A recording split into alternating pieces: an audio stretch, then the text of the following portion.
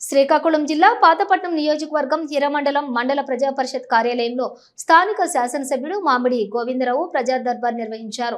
ప్రజల నుండి వచ్చిన ఫిర్యాదులను విని సమస్యలు పరిష్కారానికి అధికారులకు సూచనలు చేశారు. పాతపట్నం నియోజకవర్గం రాజకీయ చరిత్రలో తొలిసారిగా ఎమ్మెల్యే ఈ కార్యక్రమాన్ని పార్టీలకు అతీతంగా పార్టీ రహితంగా నిర్వహించడం పట్ల అన్ని వర్గాల ప్రజలు హర్షం వ్యక్తం చేశారు.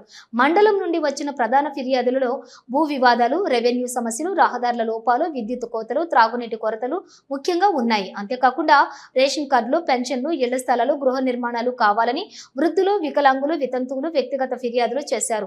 ఈ కార్యక్రమంలోని రెవెన్యూ, విద్యుత్, ఆరోగ్య, ఐటీడీఏ, ఐసీడీఎస్, మండల పరిషత్, పంచాయతీరాజ్, ఆర్డబ్ల్యూఎస్ వంటి శాఖల అధికారులు పాల్గొని వినతులను అందుకున్నారు. కూటమి పాలనలో భాగంగా బీజేపీ, జనసేన నాయకులు పాల్గొన్నారు.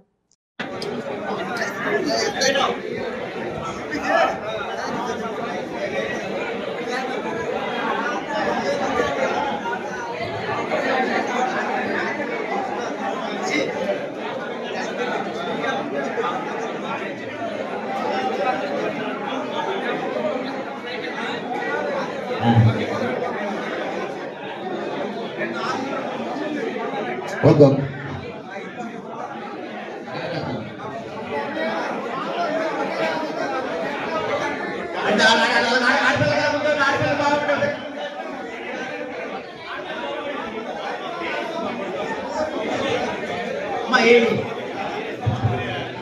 దయచేసి ఆడపిల్లలు ముందు వచ్చామని చెప్తున్నారు సార్. ఆడపిల్లలకి ముందు దారి ఇచ్చేయండి దయచేసి. ప్రజలందరూ ఆడపిల్లలకి దారి ఇచ్చేయండి.